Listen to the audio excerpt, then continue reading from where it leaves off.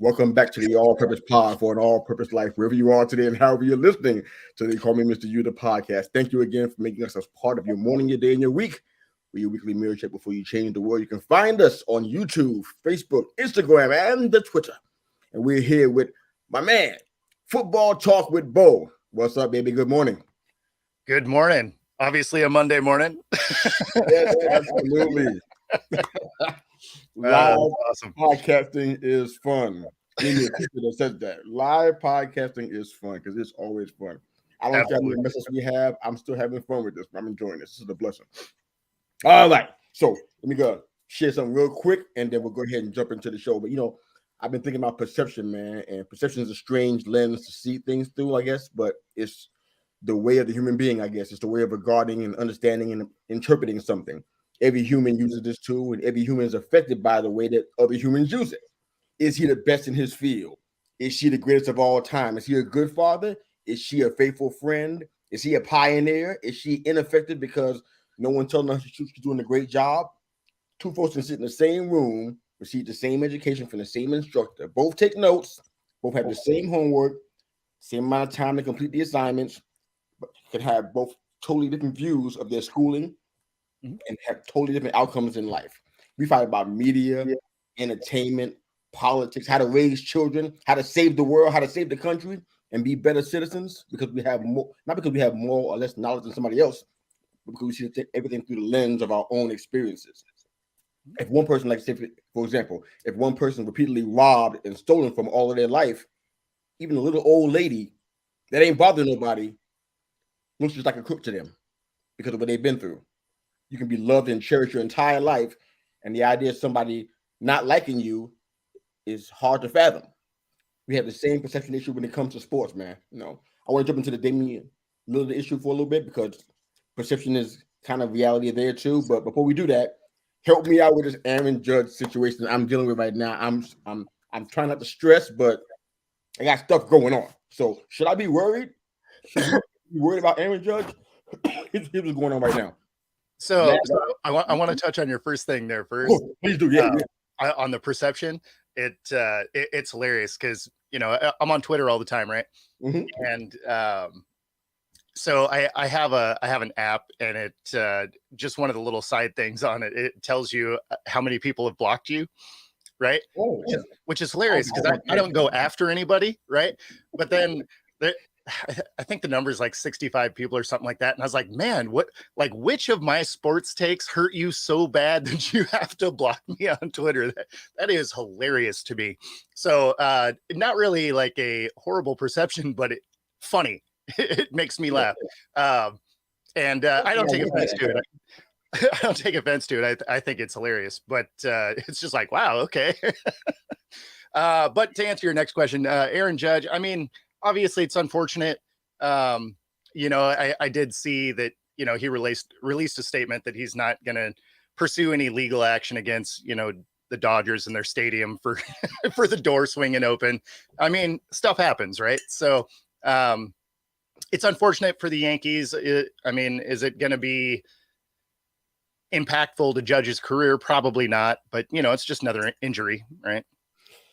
Gosh, I hope so. We are 40, I think, after last night's debacle, and I mean debacle. It was a defensive nightmare. I never said this before. I'm so sorry I watched that game.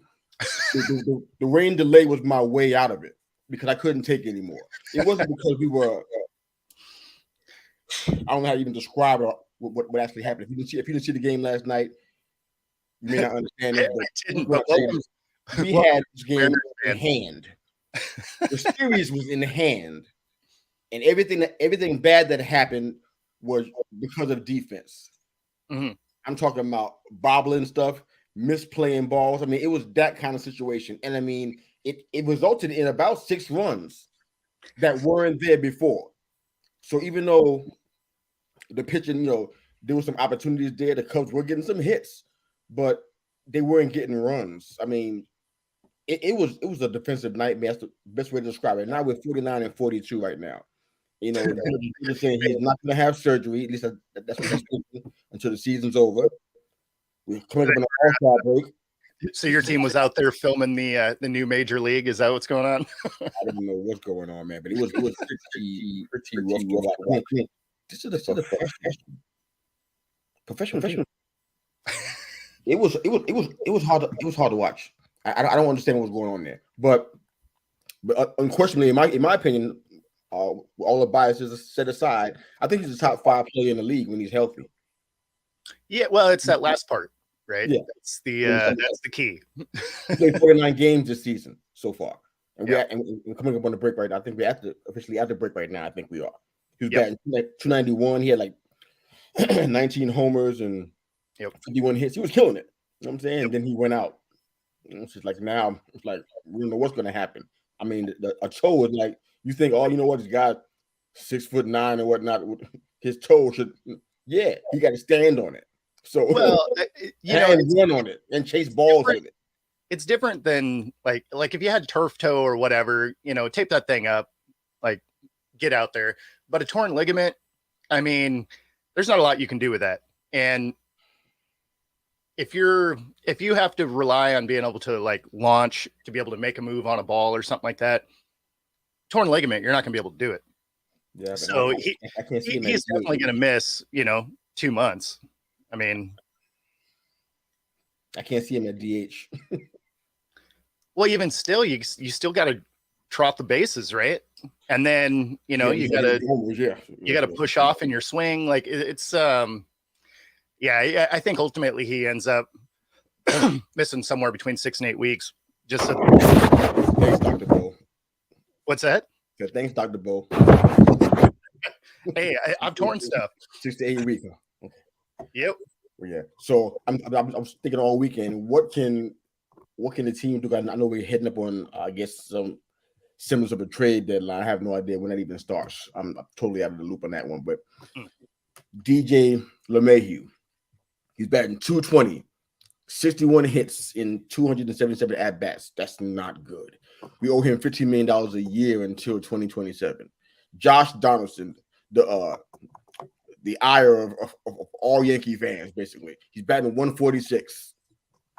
Owe him $27 million a year. He had 14 hits in 96 at bats, which is like a really, really low. That's rough. Do the math. That is rough. Giancarlo Stanton, batting 203, 30 hits and 148 at bats. We owe the man $140 million for the next 5 years. Clearly, I just named a few of the veterans. People talk about Rizzo and stuff. I'm not really. I'm okay with Rizzo, but veterans are struggling. And I just found out. Matter of fact, when I was working on the show, it came across my news feed that the hitting coach Dylan Lawson got canned. Well, and if I remember right, Stanton wasn't playing for all of this, right? Well, Stanton wasn't playing great before they gave him that new deal anyway, right? Wasn't playing great in Miami either, but that's just another story. No, that's what I mean. Like, I didn't really get that one anyway. I didn't get it either. There's clearly when I watch the game, this is what I don't know what you see, but this is what I see. I see a lack of plate discipline. That bothers me a lot. So I feel like the hitting coach does play a part in that. Sure. But Aaron Boone, that man's like Teflon. He's avoiding getting the attitude. I don't know how that's possible. But I watch it every single game. If a leadoff batter or somebody who's at the top of the lineup to start the inning off, and they hit a home run, every batter after that, know what they're doing? They're hacking away at everything. Absolutely. This could be not unique to baseball, and maybe everybody's doing it.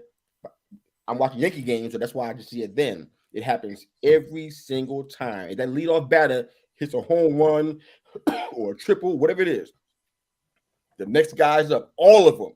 Not one, all. They're hacking away at everything. Hit pitches in the dirt. They're swinging at it. Pitches that are high up in the shoulder area. They're swinging at those like you're really going to hit those.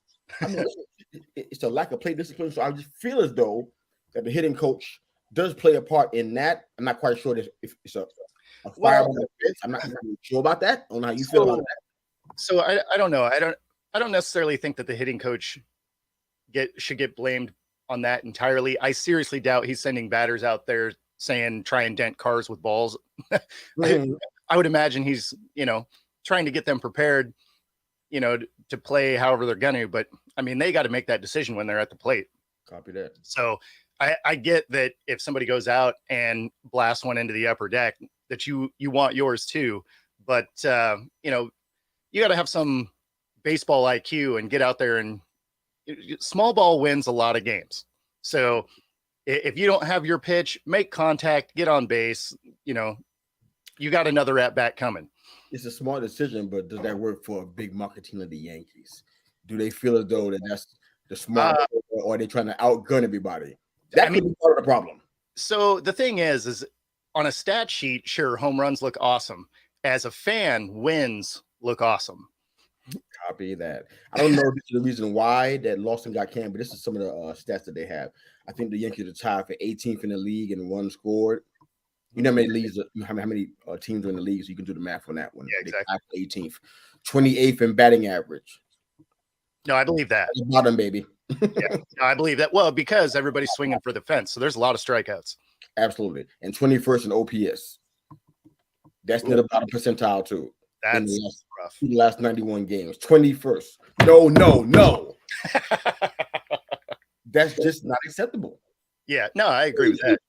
So I don't know. That's the reason why Lawson got the can, but Boone, I don't know how you're escaping it, but brother, you are next. Where's Goldberg? I need him. So the thing that is interesting is I was reading a thing about a week ago that Boone doesn't even have free reign of his batting order. Like, he gets his batting order dictated to him sometimes. That's crazy to me that your manager doesn't set your lineup. I didn't know that. Yeah, I was reading a thing about it. I forget where I saw it. It was either I want to say it was like a Bleacher Report or something like that. But it was don't quote me on that because I don't remember exactly the publication I saw it on. But yeah, I was reading that. I was like, that's insane if your manager isn't setting your batting lineup. And if that's the case, how much of it can even stick to Boone at that point? Like, you're a figurehead. You're basically Jason Garrett, right? Just out there clapping. That's fair. That absolves Boone of nothing, in my opinion. He doesn't escape this. I watched a whole bunch of stuff that he's done beside the whole lineup setup, and sure, a lot of fans don't like it, and I think a lot of fans are really tired of it. Here's my man here this morning already with the wires cracks. Chicks dig the long ball. Oh, I mean, he's not wrong, though. Here we go. It's not wrong. I'm starting to show off. Oh my goodness. Let's try to finish. So, as far as trade value goes, I just read off three of the main guys that are commandeering the most money on the team. Mm-hmm. Clearly, you can tell they're not tradable assets. All right. So all that's left is guys like IKF and Gleyber Torres. I don't think Beta's on the block at all. I don't think we're going to trade him at all. But Gleyber Torres probably has the most tradability, but he's the most productive hitter too. Pound for pound, he's the most productive guy on the team as far as hitting consistency. So we can trade him, obviously. So I don't know how we can't be sellers because that won't work. Yep. We are 49 and 42. It's not like we're in the dumps with 49 and 42. We got a chance to still battle for a wild card in the division. I mean, wild card. Yep. We're facing our division rivals in the wild card race, which is not great, but it is what it is. So what do? We have to add somewhere. I think what you said was the key. What you said earlier was the key, Bo, about small ball and but the kind of the youth movement. I think that's the key for us. Because I mean, you're kind of stuck money wise. I mean, you kind of unfortunately, I don't know that you guys can really add anything. It doesn't make sense to dump the things that you could dump. So, because guys that are commanding big money that aren't producing don't have much as far as, trade value. So I think you're kind of where you are, and you have to, I guess, ultimately get some better coaching to get better production out of what you have. Yeah. I know that there's always a lure to call guys up. I mean, Peraza's down there. I think they may eventually call him up, but I don't know if that's the answer. I think just some pieces in around what we got going on, maybe that might help. Maybe some guys in depth. I mean, honestly, as much as I watch this team, I don't really know the answer. Honestly, and calling guys up is tough anyway, because they could be killing it in in their AAA team, and then you come up and all of a sudden you're playing the best of the best, and you're not batting 400 anymore against cupcake pitching. Like you're going against dudes that are no joke. Copy that. So let's kind of jump into the conversation we were having earlier about superstars. Mm-hmm. This now, when I say superstar, what do you immediately think of? I'm not asking you, Bo, just asking this a general question. When I say superstar, what do you immediately think of? To me, I may be an outlier. Maybe I'm just totally off my rocker, getting old, senile, don't know what I'm talking about. But when I hear superstar, I'm not thinking about 15, 20 different people. No. I'm talking about in all of sports combined. I'm talking about hockey. I'm talking about the NBA, Major League Baseball, and the NFL. I'm not thinking about superstars. And I don't have that many of them. And maybe it's just me because, in my opinion, I said it to you earlier, I said, I don't think that we can all be superstars. I don't think it's possible. How do you have how many guys do they roster on a basketball team? Probably about what, 15, something like that? Yeah, 15. They can't all be superstars. You can't have 9 guys on the baseball field and they all no. I mean, it seems as though people think that these are all superstars. Or think about it this way. Think about it this way, right? You have all-star games, right? Mm-hmm. And so take basketball, for example. You have an all-star game. There's 15 players on that team. There's probably one superstar on each team, right? The rest of them are stars, right? They're very good. They're, probably all NBA, whatever, but that doesn't equate to being a superstar. That means you are a star, an MVP, whatever, but superstar is kind of its own thing. Like that's the Michael Jordans, the LeBrons, those are superstars. Like they changed the league in some way. So it's in baseball, like when you think back to when the Mariners were good, Griffey, right? The superstar, hands down, right? Absolutely. But even Ichiro. Yeah, Ichiro, superstar for sure. But again, those are guys that changed the leagues in some way, right? Like they not only contributed at the highest level on the field, but then there were things that about their leagues that kind of had to make a shift to accommodate what it is they were bringing. Right. I mean, if you look at the definition of it, I mean, I read the definition over and over again the entire weekend. I'm like, I don't know if this even helps at all, but it's somebody that's extremely talented, obviously, somebody who has great public appeal, and somebody who can command a high salary. Mm-hmm. I mean, when you give a bum 4 years and $60 million because that's the market. Sure. Is he a superstar automatically? No, because they're handing out money before people even do anything on the field at this point. Like it's something that's something that really changed about sports kind of in general, but certainly like basketball is a great example of this. Is it used to be you had to come into the league and prove something to get paid. And now they're handing out a bag before these guys ever step foot on the floor. I mean, could you imagine being a franchise and you're handing somebody $100 million that's never played a game and you're just hoping it pans out? Like, sign me up for that. I can go and be a flame out in any sport if you're going to hand me $100 million. Unbelievable. It doesn't make any sense.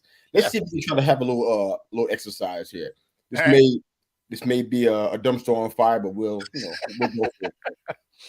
So let's see if we can try to grab a superstar from all 4 of the major sports. Okay.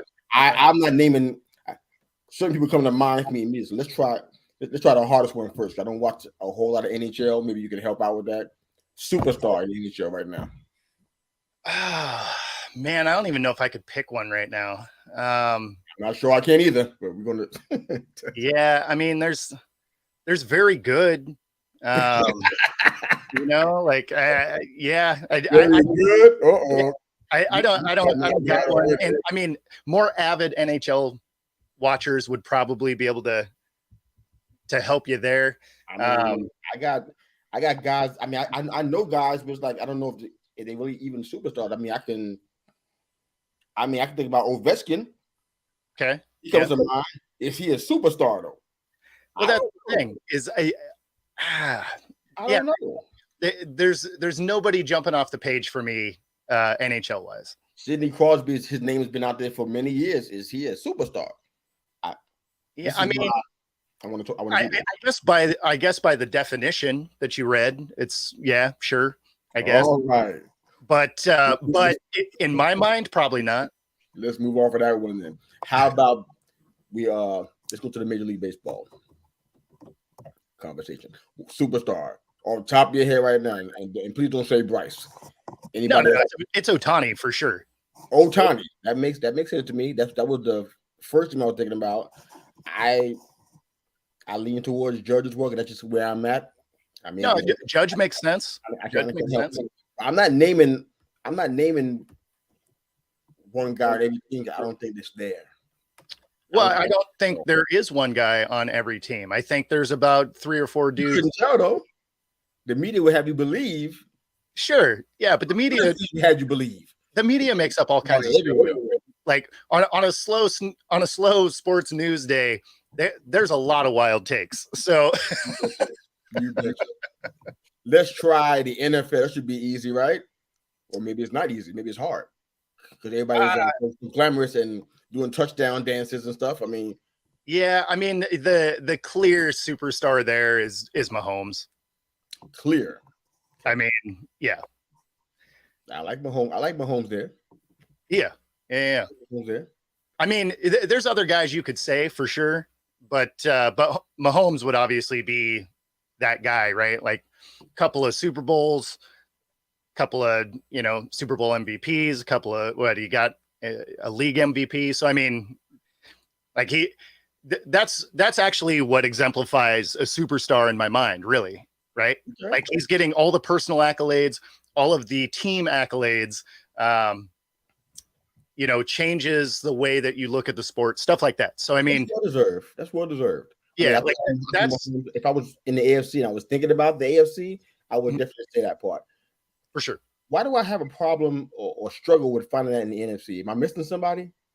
No, the NFC doesn't have. I'm not saying Jalen Hurts. I'm sorry for all the Eagles fans that are listening. I'm not saying him as a superstar. Sorry. I'm just not going to do it. I can't. Well, not yet anyway. So who am I missing in there? It's definitely not Dak Prescott. So who am I missing? Well, that's the thing is I don't know that there really is one on that side of the ball. Like in that division in that division, does that line up what you see, especially when football season starts on your Twitter feed, what you hear from the media? Do you feel as though there's no superstar in the NFC? Because it doesn't seem like it. Like there's a whole bunch of them, but I don't see it. Well, no, because the thing superstar, I just don't see it. And you won't. Like it's either, to be honest with you. You got a few guys that have the potential to become that, but they're just not there yet, right? So they're stars, they're not superstars, right? Mm-hmm. Like they're good, could be great. We just haven't seen it yet. So, and you can't deem someone a superstar based on potential, right? Otherwise, guys like Ryan Leaf would have been a superstar before Marcus Russell or whatever, right? So, I mean, at the end of the day, you got to wait until you see the stuff on the field. And did Jalen Hurts have a great year? Sure. It was one, though. So let's see what he's got. You can't say it about Justin Fields. Like that's a potential. Like he potentially could be that guy, but we haven't seen that yet. Mm-hmm. I mean, his offensive line was so bad. We don't even know if he can throw the ball, really. So, I mean, on the NFC side, there's really not a superstar to speak of. There's a lot of very good, but we'll see if they can evolve into something. The AFC side, there's a couple of guys that you could probably move into that area. Obviously, Mahomes is that front runner, but Josh Allen, he brings some things. Joe Burrow obviously brings some things. So those are things, guys that can be in that conversation. Obviously, Mahomes is the far and away the guy. You do either one of those, Bo. I can't. I know you can as a New York fan, but why? That's not why, Bo. I don't see it from the definition that we're talking about. I don't see that. Josh Allen, his name could be in Buffalo, he's probably a deity at this point. But well, I'm just saying you can make an argument for him, but not ahead of Mahomes. I don't see. I mean, these faces got to transcend their sport. Yeah. To me, in my opinion, I could be wrong now. I mean, I read the definition off, but maybe you guys got a different definition. Enlighten going out. Let us know what a superstar is to you. Because if there's somebody in there beside Mahomes, that's a superstar. Matter of fact, it's gonna be our poll question once we close off the show on our Twitter feed. Is there a superstar beside Mahomes in the NFL? Please, by all means, enlighten me, because I have no idea who that is. It's not Justin Herbert, and it's not Josh Allen, it's not Joe B either. It's not. It's not Lamar Jackson. It's not. These are not superstars. We throw that word around too much. It's overused for real. And it's not, I don't see it. Is there anybody else we're missing? I mean, not really. Not really. I can't think of any, position players that you would really elevate to that level.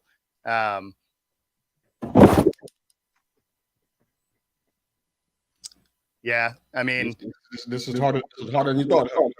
No. I mean, it's I agree with you in the way that there just isn't very many. Like I wouldn't throw that one around. I was just saying that you could make a case for those two only because they do change how people game plan for their teams. But that's something all. What exactly? And that's why I say, like, the clear favorite is Mahomes, because he checks every box as far as being a superstar. Whereas when you look at Joe Burrow and, Josh Allen, or even if you're doing position players like, a Tyreek or Justin Jefferson, or, like, I don't know. None of those guys to me are changing the league in any way. I think that sport is tough because it requires other people in order for you to have success. For sure.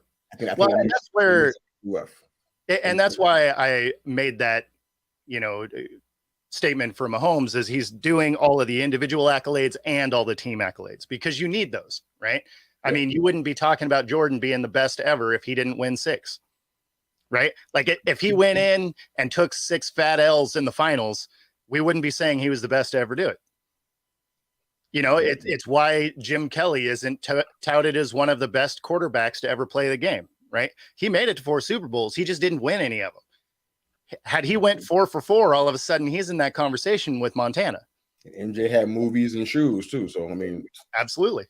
Go across the country. I mean, in China, they knew who he was, For sure. But that really plays a part. But are you buying the shoe of almost got it done? Probably not. Probably not. I don't even know who that is. He sounds horrible.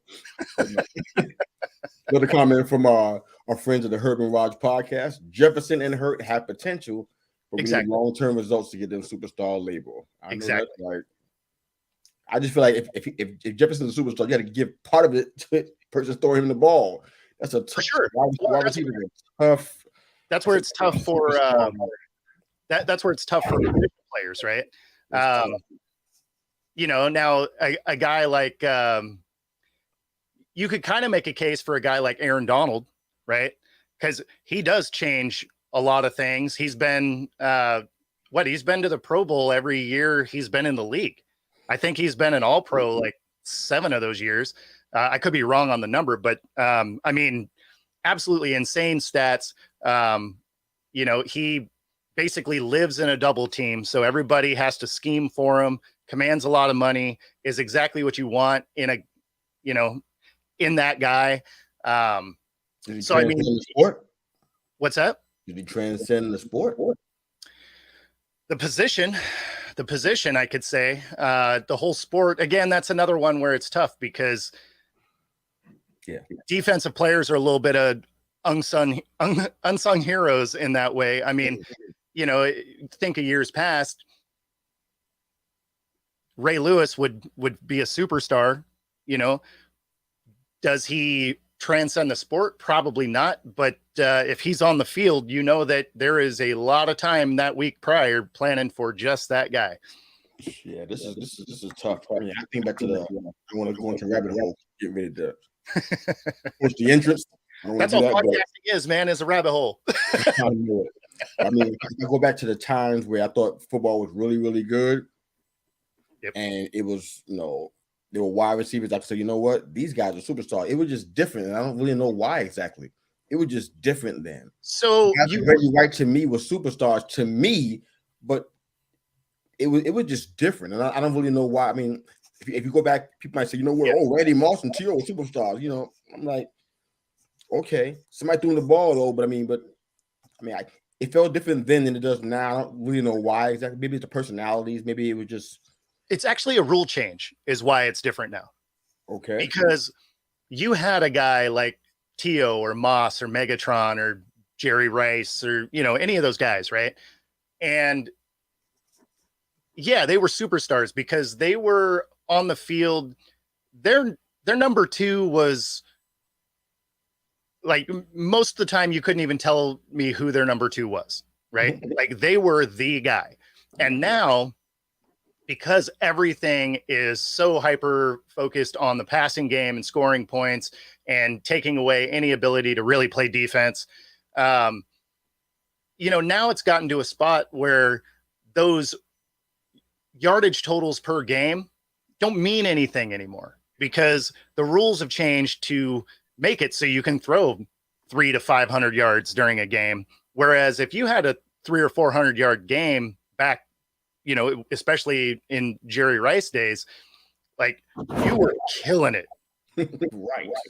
So it's like basketball now, right? You compare it to the 90s and tons of games ended in, the high 80s, right? High 80 points. And then you get to the All-Star game where nobody really played defense and it was like 120. Well, now games are 120 every night because nobody plays defense. So so now when you're looking like in that sport for sure, all of a sudden career point totals, it's like, well, yeah, because they're open shots a lot. Like, yeah, you got to get to your spot, whatever. But I mean, you're not getting beat up. So I don't know. It's just different. And I think that's why you kind of view the receivers different because they get contested balls sometimes, but they don't get all the hand fighting that used to be allowed. And then you're catching stuff across the middle now, whereas before you were worried about, a middle linebacker coming and ruining your career, right? So you had a lot of like alligator arms because you knew that hit was coming, and that's why so many things across the middle didn't get caught. Now, if you look at someone wrong, that's a 15-yarder on top of wherever the ball was. So, it's just different. Let's move on, man. Right, so this is kind of the topic of the day. That was the intention anyway. But Dame forcing himself to the Heat. Yeah. I've been thinking about that one all week as well. I'm like, wow. So it's just there's a lot of layers to this, and hopefully you can help me kind of sort it all out. But is this hypocritical? Is this cowardice? Or is there a third option? What are we talking about here that's happening? First off, do you know what happened? Are you up to speed with what took place? Yeah. So, I mean, I think it's unfortunate for Dame in the way that he built his persona of, I want to be here. I want to win a ring here. And anytime you brand yourself as the good guy and then you force your way out, you get a lot of backlash, right? Like Russell Wilson got vilified because he's like, I want to be in Seattle forever. And then he's like, just kidding. Deuces, yo. And bounce. You mentioned that. But A-Rod did the same thing to the Mariners, right? He's like, oh, I want to be here. And then he signed a $272 million contract with the Rangers. Yeah, so, A-Rod was essentially the devil in that scenario for sure. Yeah, absolutely. And so unfortunately for Dame, he wanted to be the team guy. And at the end of the day, they drafted his replacement. And if you're the star player, they draft basically you, just a younger version of you. Yeah, you probably want to try and get out while you can. It's his actions from that point that I think is really leaving a bad taste in people's mouth, which is, I'm only going to play in Miami. And man, that hurts. That hurts the team a lot because it takes any of their negotiating power away because, his agent came out and said, if anyone else trades for him, they're going to have an unhappy player. Well, that basically eliminates about, half of the league that was even remotely interested. And, are you a team that's going to come take a flyer on a guy that has already said he doesn't want to play for you? I mean, that is not a great scenario to start in. Bad scenario. I think one of the biggest things that went wrong, you mentioned it too, is that he started talking in absolutes. Mm-hmm. Most professional athletes that I've seen or that I paid any attention to anyways, they don't do that. Yep. They play, and when their contract comes up, they let the agent do the talking. They don't say stuff publicly. They don't proclaim what team they're going to go to and start a super team.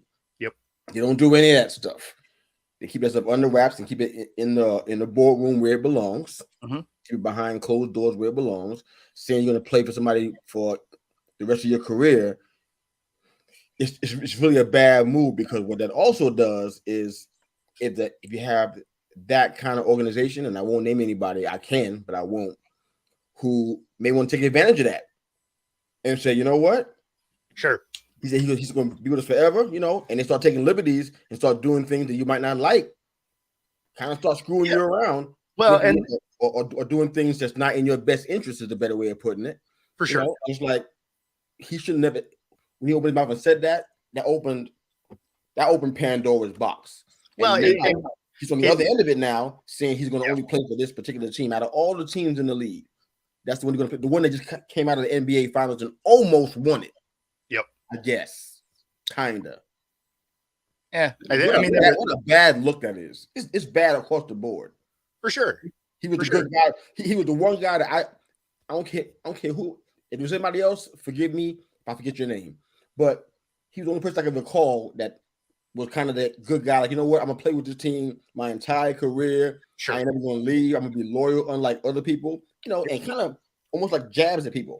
Yep. And he was always that guy whose name, number one, always came up, saying they're going to stay on this team for their full career, like the old legends used to do back in the day. Yep. They can't do now for some reason. He was kind of the old school brought into the new school in doing that. And now he says, I want to trade. I want you to trade me to this team that just played in the NBA Finals. Out of all the teams in the league that are viable, that are one player away from this team that I hate is one player away from a championship. One. Yep. And the Heat really wasn't that, because they were already there and didn't win it. Exactly. But that's where you want to go. Ooh, bad look across the board, man. It looks. I mean, only sort of. That's no different than what Durant did to get, And look at his name, Warriors. Blood, dude. Yeah, it's more everywhere he goes. Yeah, that's a little different because he spends so much time on burner accounts responding to people that are just literally they're trolling him. So, like some of it you got to be thicker skinned about, I think. but yeah, no, I mean it's not a great look, and it's just not gonna be. Yeah, we get some comments coming in about this Dame situation. Oh my goodness, this is.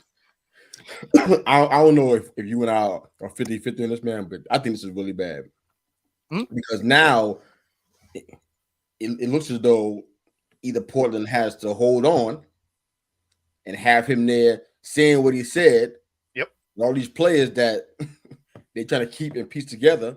And by the way, Scoop is hurt.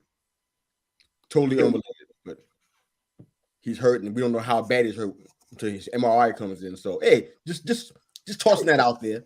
True. You know what I'm saying? Jeremy Grant, 5-year deal, right? Why'd they give him that? Because he was awesome, or because they wanted him to be a point of continuity, providing that Dame is still going to be there.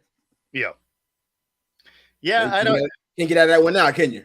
No, like it's not a great scenario for Portland. And as this continues on, it gets worse because at the end of the day, Miami, they know they're the only players, so they don't have to offer a lot because they were already in the finals. So they'd be like, okay, cool, we'll give you this and we'll take Dame or not. We were already in the finals and we think we can run it back. So, yeah. I don't know. That, but okay. I don't think they're good enough. What's that? I'm not a basketball expert. What do I know? I don't even No. I'm just saying that Miami probably thinks they can run it back. I mean, they were in the show. They do. I think they need a piece, of course, but I don't think they're going to give up the house to bring Dame in. Well, I know Butler and Adebayo is not going anywhere, so that's what I'm trying to put Charlie Hero. That's all they really have to give away. Yeah. This is a hot mess. We got a question from one of our listeners, man. So we're gonna go ahead and touch this. This is kind of a par for the course for the discussion we were going to have last week that we didn't get a chance to have. But Io sent us a question. Thank you for doing that, sir. Does Chris Paul hurt or help the Warriors?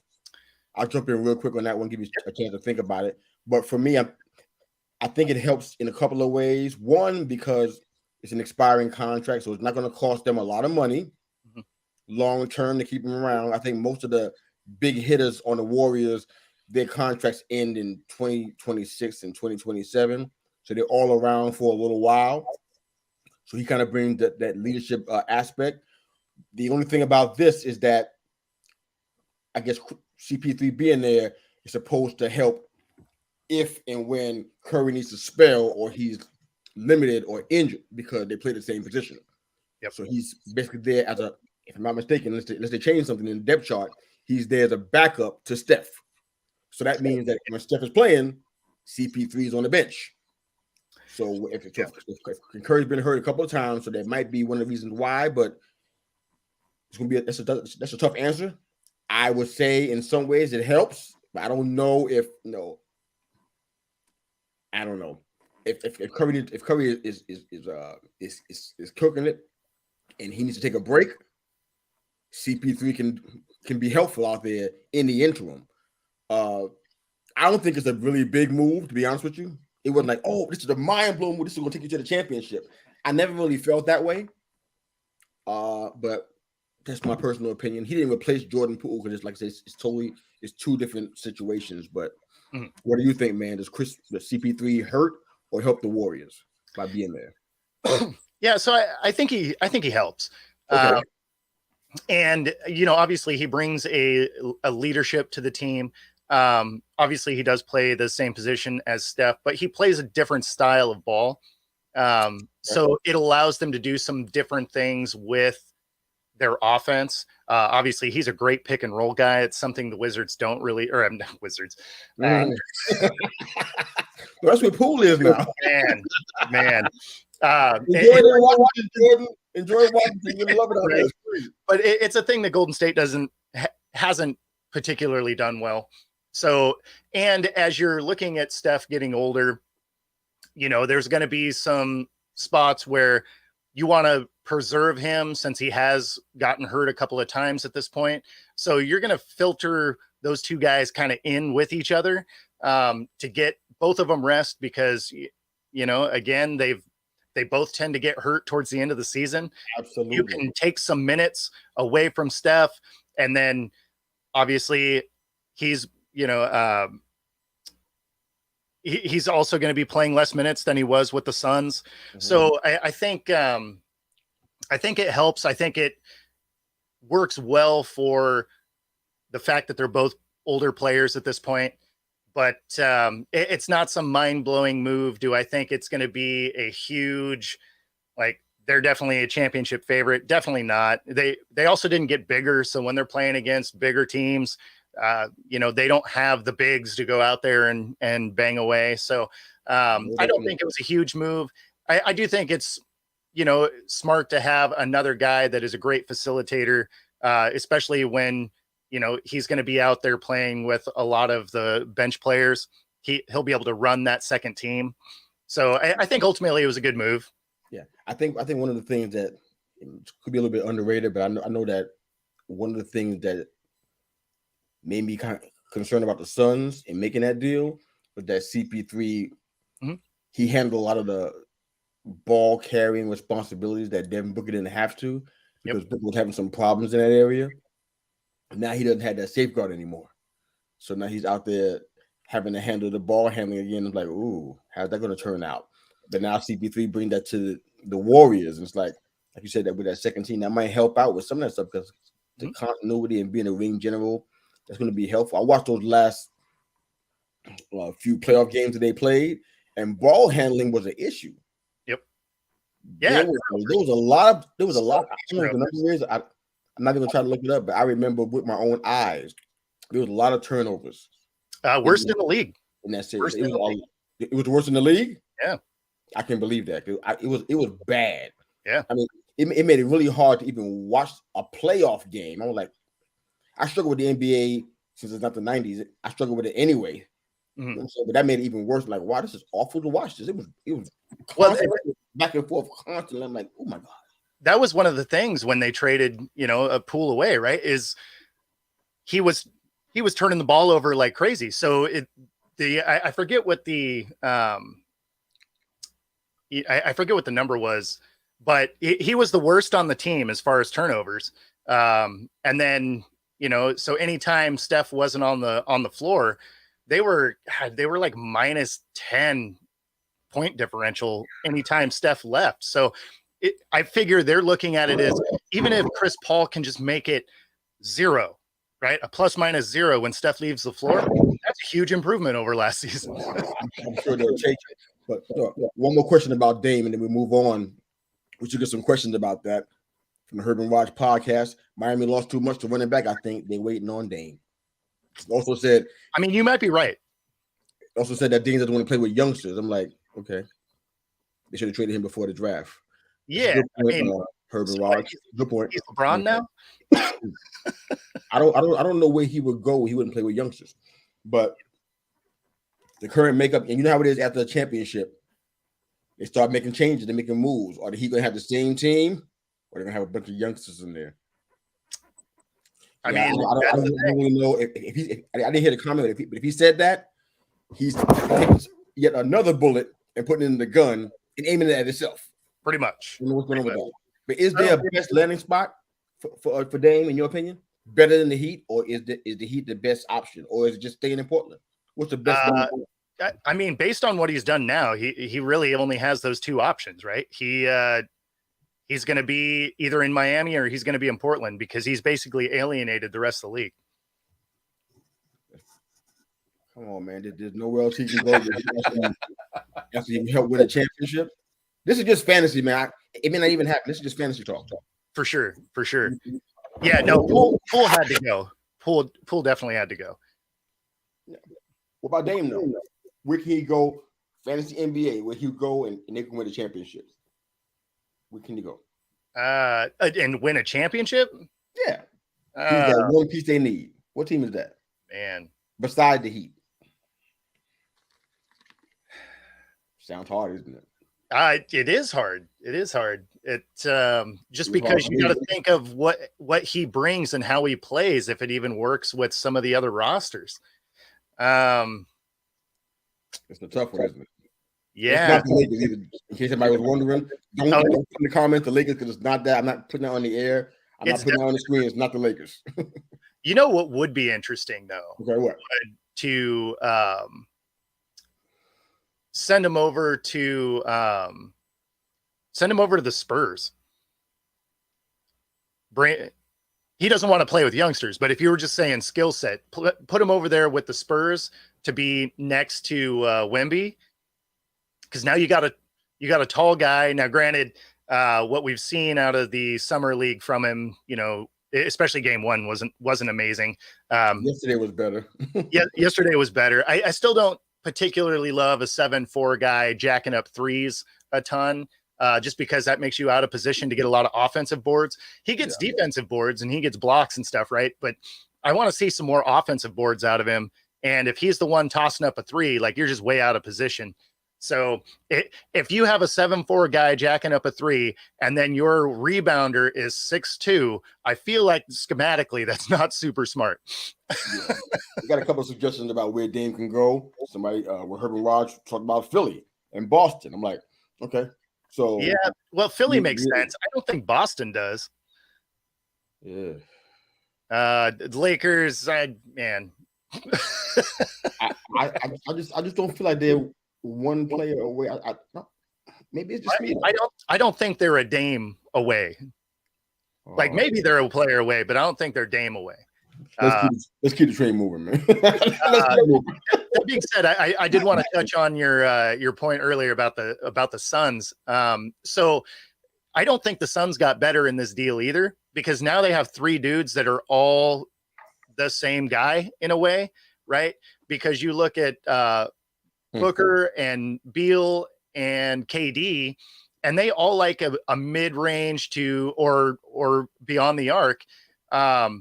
And they don't have a facilitator, and they didn't add any bench. So I don't see how they get any better from where they were last year. I don't see it. Near as I can tell, this move makes them a first-round exit yet again. And they trust Ayton way too much. Oh, yeah. Yeah. I don't see more every offseason about whether they want to keep him. And I'm like, is he good or is he not good? It's just a number of things I'm really concerned about. I'm not a Suns fan by any means, but the spotlight's on him because KD went over there thinking that he was going to be the piece. Well, and you gotta trust that Beal and KD are going to stay healthy. I mean, it could just be Booker out there by himself. So maybe the Suns are one Beal away. I don't know. But yeah, I don't know about all that. Let's go a little bit into the NBA trade demand. Ask the question on our Twitter feed. What was the worst trade demand you can remember? What comes to mind for you? I have one that it's not the worst, but it's funny because it benefited us. But I was thinking about Eli Manning and the Chargers. That was so funny to me. Sure. That Eli's father, whose first name I'm blanking out on right now, but it's been a long morning already. But anyway, Eli Manning's father. Google it, right? Yep. Whatever his first name is, right? He told the Chargers that in no way, shape, or form does he want his son to play for the Chargers, who were basically also Rams, I guess, in his mind. He said, my son's not playing for them. So he essentially bargained to have a trade made where the Chargers would take Phillip Rivers instead, and Manning would fall to us. I mean, it worked out well. Got 2 championships out of it, but it was just that wasn't the worst trade demand. There's actually worse ones than that. I mean, even the ones that were going on with Jimmy Butler in Minnesota, that was rough. Here's one for you. That was rough. Le'Veon Bell. He basically ended his career by doing it. That was, I don't know if we could even include Antonio Brown, and the names on the names. Well, so is that the same thing? AB was different because that dude, after that perfect hit, I think was never right in the head again. He wanted to leave, and he said it publicly. Was that like same thing as a demand? I mean, yeah, but when you look back on that career, if you're bouncing out of a stadium like this after ripping your pads off, I don't know that you view it the same anymore. I think he did those teams a favor, but the Lev Bell one sticks out to me only because he was killing it with the Steelers, forces his way out, and basically became irrelevant. And ultimately, his career was kind of over. Yeah. Kyrie Irving did something along the same lines in Brooklyn with a trade demand. I think Kawhi did with San Antonio too. There were some problems with that. I think something revolving around the injury that he had and how the Spurs felt about it. Yeah. It kind of had a little it reminded me of Hakeem Olajuwon and his injury, and that's for a trade from the Rockets. And they wouldn't give him the trade, which is good because they won 2 championships after that. But they were kind of concerned about whether he was really injured or not, and Hakeem took it personal and asked to be traded.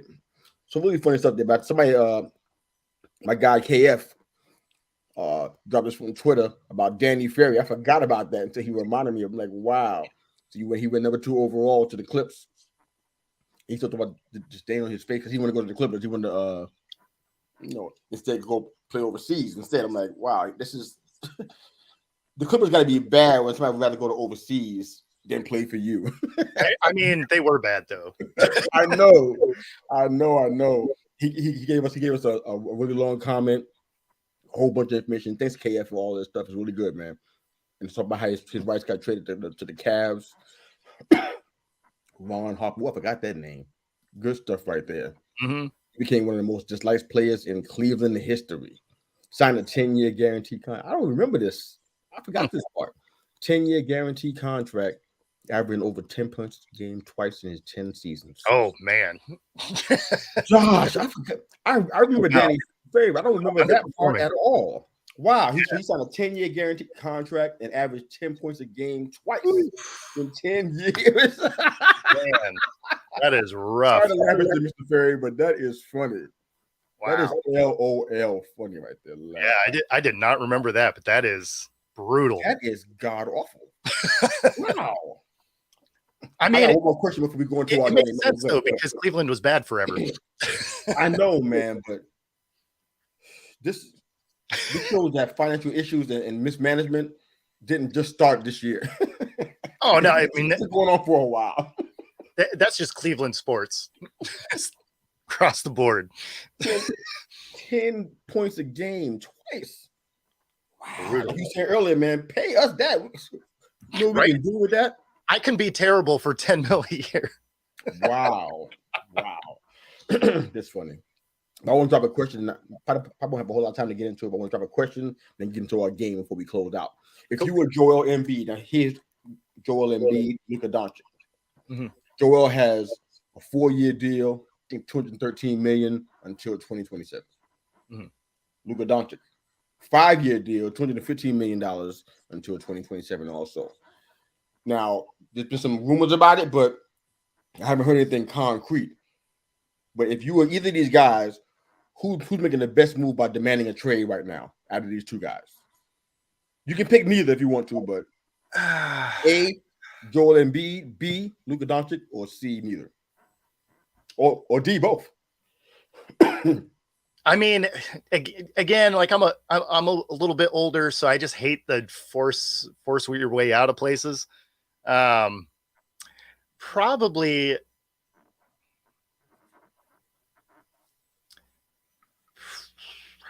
Luka, I would think. Why is that? Because of Kyrie? Yeah.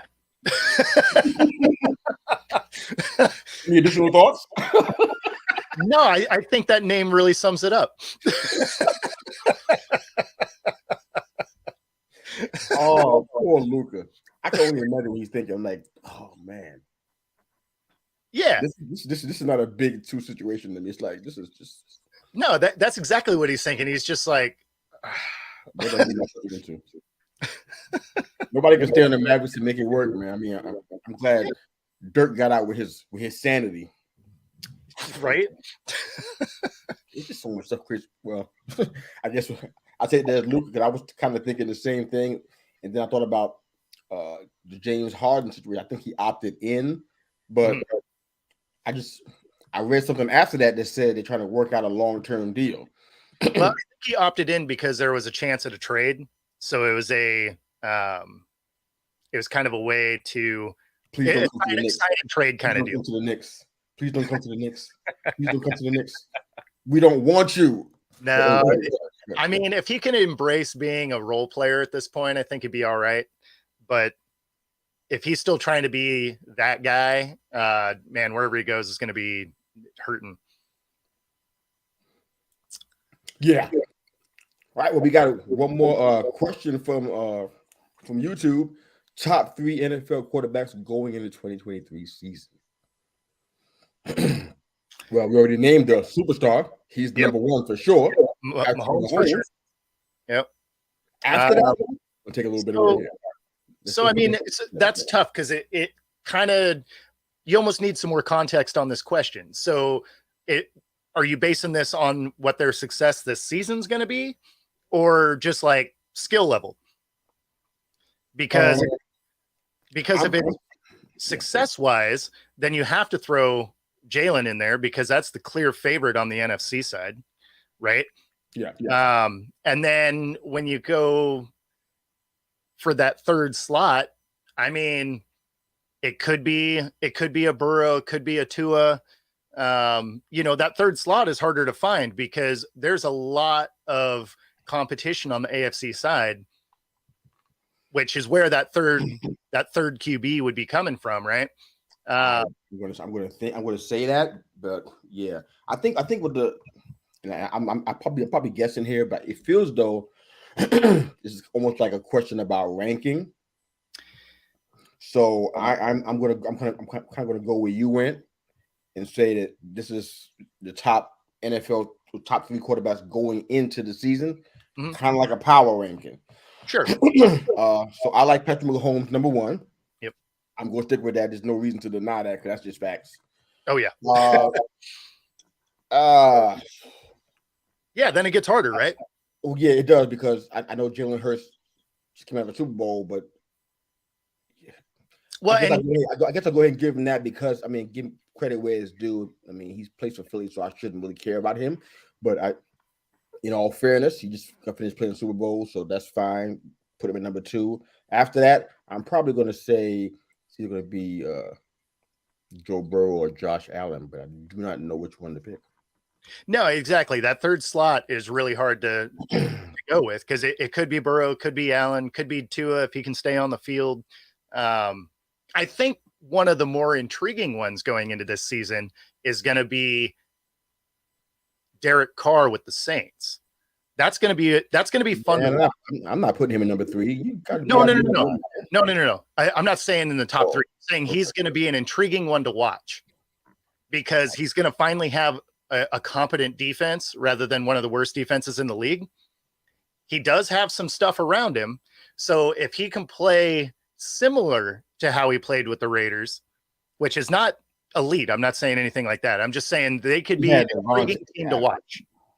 They could be an intriguing team to watch. He had Devontae Adams. There's a chance he might not even have Michael Thomas. We hope he does. Well, yeah, he had Devontae, but he didn't have a lot else, and their defense was god awful. Hold up now. Wasn't Darren Waller on the team? Yeah. Oh. But if you make a mistake and your defense can't stop anything, you don't win a lot of games. Pencil that down for next week. We'll have to come back to that one. Put a pin in that one. Yeah, well, Darren Waller and Devontae Adams. Now he does not have that.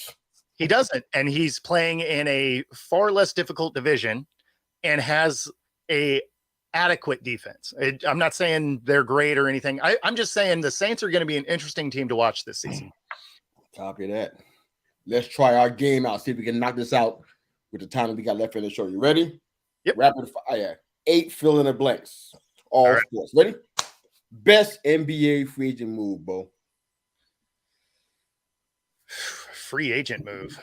I mean, I guess the Suns picking up KD until he proves us wrong, right? Like wherever KD is, definitely has a chance. That dude is he's one of the best in the league. So you have to like the acquisition. Now, does it translate to wins? We'll find out. Mark that one off. Most overrated player in Major League Baseball. Ooh, most overrated. Maybe we can't do 8. Maybe 8 is too much. Man, probably Bryce Harper in my mind. Yeah, he's what I was thinking. Maybe had a couple other options there too. Okay, most disappointing NBA free agent move so far.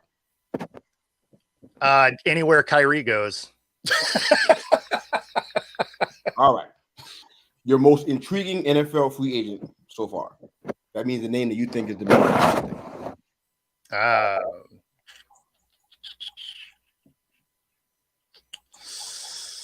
Probably D-Hop because he hasn't landed yet. Okay. That one's going to be interesting to watch where he ends up. Okay. I'm gonna if I had a couple of names and then somehow I lost the names. So I'm gonna go with Dalvin Cook. I had somebody on the okay. I had somebody on the defense, but now I'm blanking out on the name now. But I'm gonna go with Dalvin Cook only because I've actually seen him, score chunks of touchdowns, and then he'll go out injured. So depending on the team that he goes to, if they have a strong running back core already, that team is going to be good. All right. So best free agent running back: Dalvin Cook, Leonard Fournette, or Kareem Hunt. Ooh. I can go Hunt. Hunt. I like him even alongside Chubb, but by himself, I think there'll be more pass catching, a lot more flexibility. So I think he's better on the injury front too. I think, but I could be wrong. Yep, that's kind of what I was thinking of. Yeah, most underrated Major League Baseball player.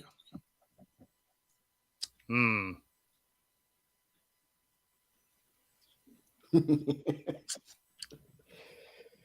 least the game's on a cakewalk. It's good to make us think.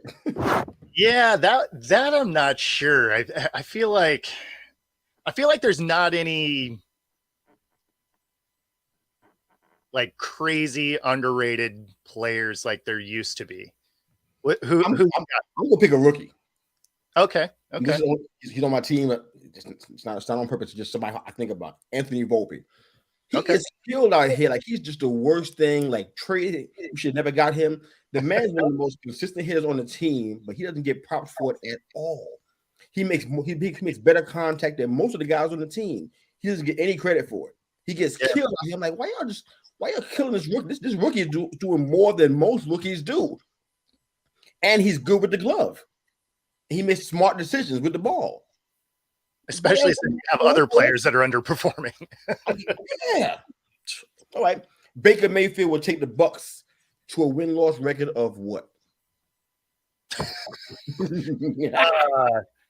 That is a I'm going to go with that's a 8-win team. 8 wins. So with the new not a free agent signing. Yeah, I guess. All right, last question. Is Dak overrated? Well, that's not the question, but it just stopped. I'm going to say the whole Cowboys franchise is overrated. This is my show. If Cowboy fans don't like it, you can come visit me, but I'm not lying. Because every time I turn around, we hear about the Cowboys, and they haven't done anything since '96 of note, but we're still talking about them. What makes it relevant? You do. That's why. Okay.